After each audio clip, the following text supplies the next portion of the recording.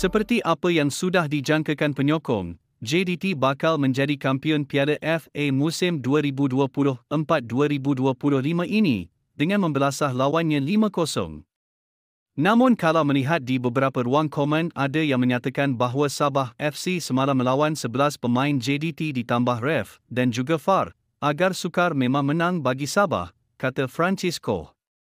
Apatah lagi layangan kad merah di awal babak kedua tersebut memaksa Sabah beraksi dengan hanya 10 orang pemain sekitar hampir 40 minit sekaligus merencatkan perancangan untuk kembali bangkit.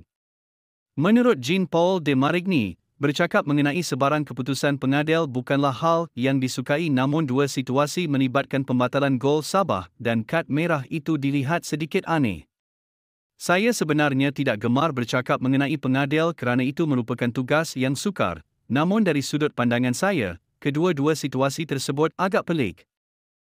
Jaringan Ajdin Mujagik pada minit ke-28 itu dianggap cukup mengecewakan apabila dibatalkan, manakala kad merah buat Miguel Cifuentes pula dinilai sedikit aneh berdasarkan posisi pemain terlibat.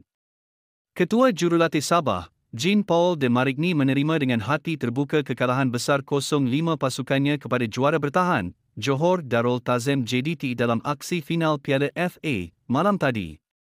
Kekalahan di Stadium Nasional, Bukit Jalil menyaksikan Sabah gagal melakar kejutan untuk menamatkan penantian 30 tahun bagi menjulang Piala FA buat kali kedua. Dua insiden membabitkan keputusan pengadil, Muhammad Kamel Zakaria Ismail yang membatalkan jaringan penyerang Sabah, Ajdin Mujagik pada babak pertama dan layangan kad kuning kedua kepada pemain tengah skuad Badar, Miguel Cifuentes di awal separuh masa kedua menjadi antara yang menarik tumpuan peminat dalam perlawanan itu. De Marigny bagaimanapun enggan mengulas lebih mendalam mengenai keputusan pengadil membabitkan dua insiden terbabit.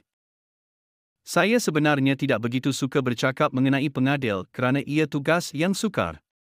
Kami menjaringkan satu gol yang sangat cantik dan untuk membatalkannya, bagi saya ia agak menyedihkan.